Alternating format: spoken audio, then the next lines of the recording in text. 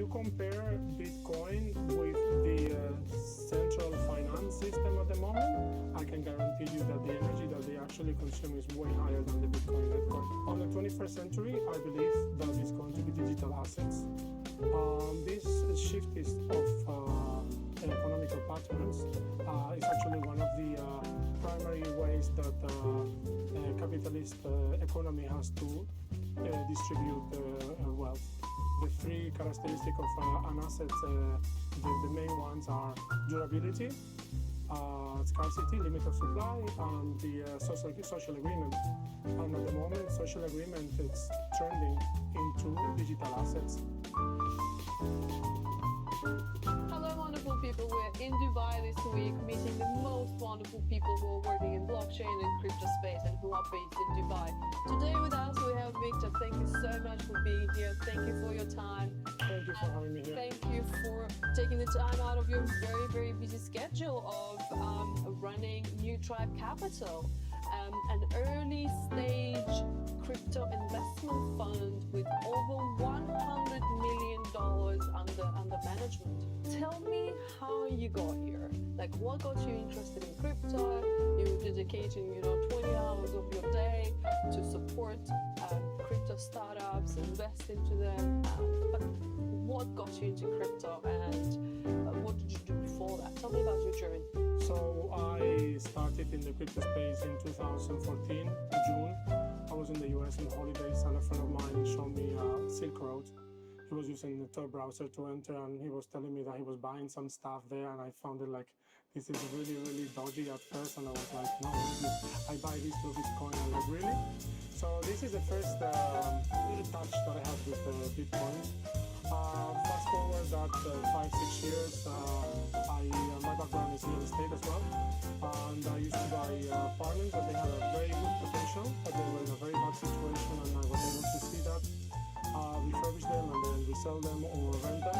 And in 2019, I was about to buy another apartment in Dubai, and then the COVID crisis hit, and I decided to put that money in a different place. In this town was full on crypto. I understood more or less that it was not only Silk Road, there are many other use cases, and then when I started really getting into it, everything went amazingly well. I obviously made money. We went into mining as well. So I actually have some devices in Russia. Through that, I got into contact with other people, and which together we formed VC later on. And our VC, we call it VC because it's the institutional name that this investment fund has. But our VC, New Tribe Capital, is actually more of a family VC.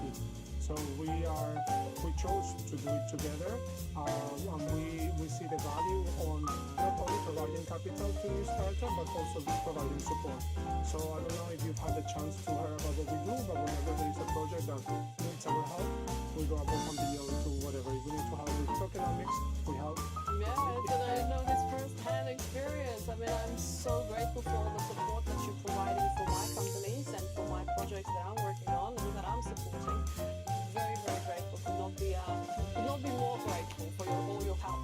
We believe in karma, so I think all of us, we are just a group of nice people that we saw the potential of something, we invested, we got the money, and we're happy to help build further the ecosystem. And do you think that's the future of investments?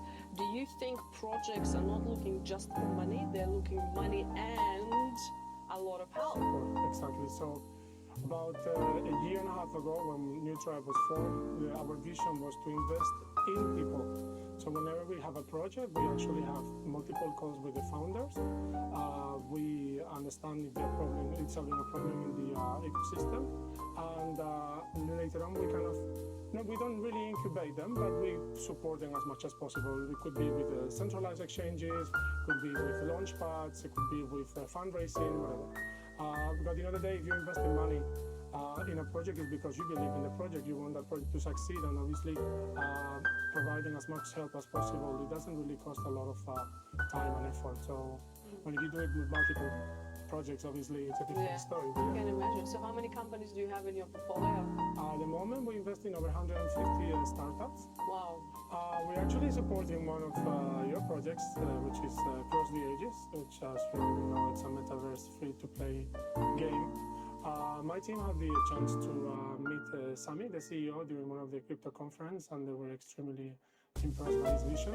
And they have a team of 65 artists, if I'm not mistaken. It's 70 now. 70 now, see? And over 130 people working for the project to make it a reality. Yeah, very exciting. We also have another one called FOTA, Fight of the Ages, which is a multiplayer online battle arena RPG game, and they actually starting their NFT sale very soon. With regards to DeFi, we invested in Portal DeFi, which is a decentralized finance platform which blends the best of Bitcoin with Layer 2.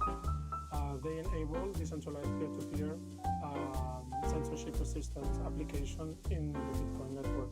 Doesn't get any better than that. I understand that economics is your big passion. You like digging into history, you like digging into the economic part of it, economics part of it. Tell me more about that. Why? Why is that? So history tells us that there is a shift in economic structure over the centuries. You know, maybe it happens once every 100 years. And if we pay a little bit of attention, you know, in the 17th century, in the 18th century, for example, it was farmland. In the 19th century, it was factories. On the 20th century, it was stocks and urban real estate. On the 21st century, I believe that it's going to be digital assets. This shift of economical patterns is actually one of the primary ways that capitalist economy has to distribute wealth. So if you take as an example the strongest economy in the world, US, and you check what's the average net worth individual in that country is about $100,000. Meanwhile, the 1% get it's around 10 million. Yeah. So if we assume that each of them gets a 5% ROI a year, over 10 years, the average person that had $100,000 will get after 10 years $163,000. However, someone that had 10 million will get 16 million. Before those 10 years, the difference was only 9.9 million. But after 9 years, it's actually 15.9 million. So that's an increase of 60%. So why I'm very bullish on a change of economical structure is because we can see that. We can see that there is a trend happening, and digital assets replacing physical ones is an inevitable trend that is going to happen in the 21st century. Okay. So do you see a big wealth transfer happening as well when it comes to basically a normal individual like, you know, you and I, you know, professional people? Do you recommend as many people get involved as early as possible? So neither me, neither any of my partners, we give financial advice. But what I've done over the years, it's actually created a little army of individuals. I don't know if you watched the movie Paid Forward. I've heard of the concept, but I haven't seen So the movie. it's actually a movie that kind of has a boy who decides to have a project with giving 3 favors to different individuals, and then these 3 people gives also favors to other ones, and it spreads around the world. So my idea was to have, you know, well, not my idea, just like, you know, I've been given so much in the space that providing to other members of the community was actually that I thought it was right to do. We don't give financial advice, but I personally give, you know, like whatever knowledge I have, I share. And in Dubai, we have a group of friends and colleagues that they do the same thing. So whenever someone wants to get into crypto, they actually go for a coffee, they meet them, and then we hope that this person, once they get the knowledge, will also spread it. The potential of our space is massive. We're just getting started the way I see it. We cannot obviously avoid the rich investing in digital assets, but we can lower the tier for people that their income is not so big, so they can actually as well invest, and it's something that it's amazes.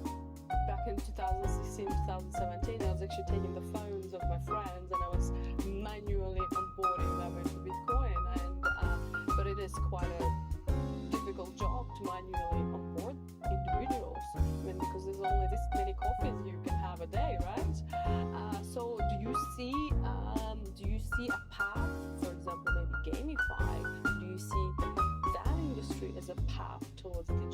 mass adoption because there's so many gamers, they all have friends, the friends of the friends have friends, they're playing a game, they're earning valuable NFTs and then they're trading it for crypto. So do you think that's an adoption path potential?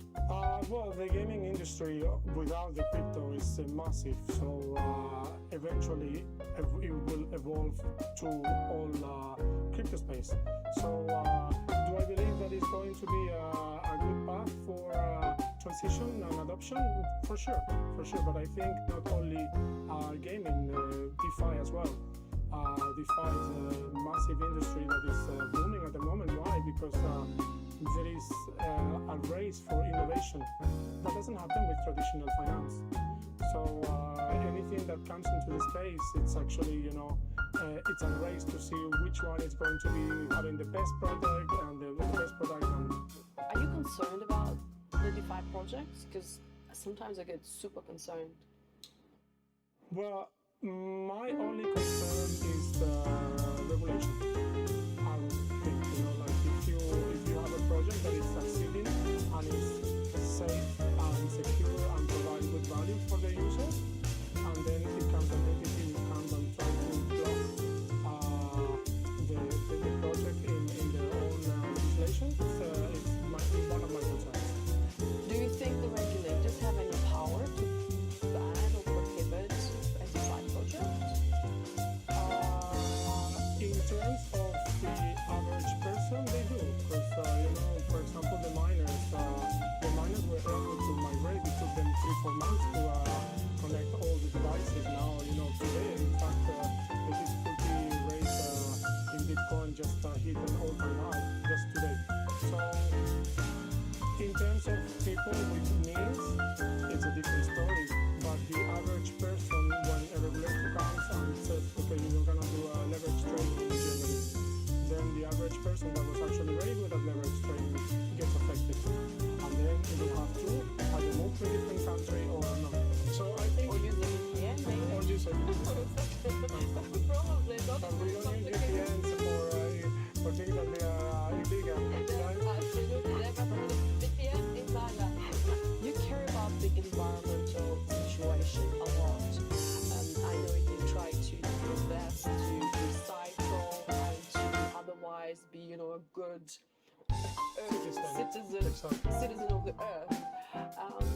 Bitcoin mining is using so much of the electricity, and some people are absolutely concerned that Bitcoin mining will boil the oceans.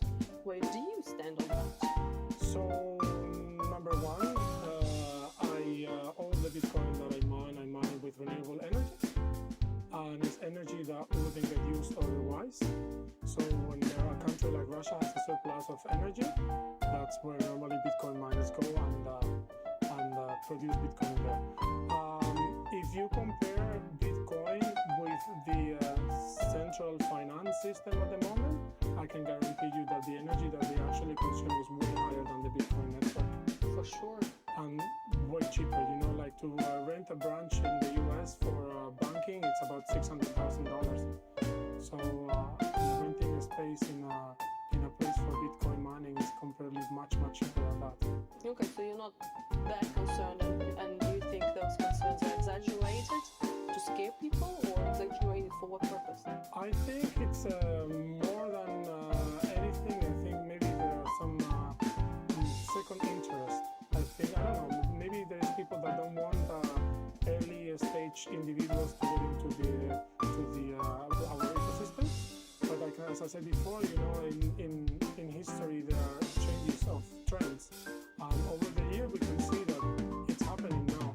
So I don't get married to any coin, honestly. We don't marry, but we can see the future of projects that they actually perform very well. And coin as a digital assets is obviously number one, and will continue being the number one for years to come. Obviously, we cannot say it's going to be forever, but the three characteristics of an asset, the main ones are durability, scarcity, limited supply, and the social agreement. And at the moment, social agreement is turning into digital assets.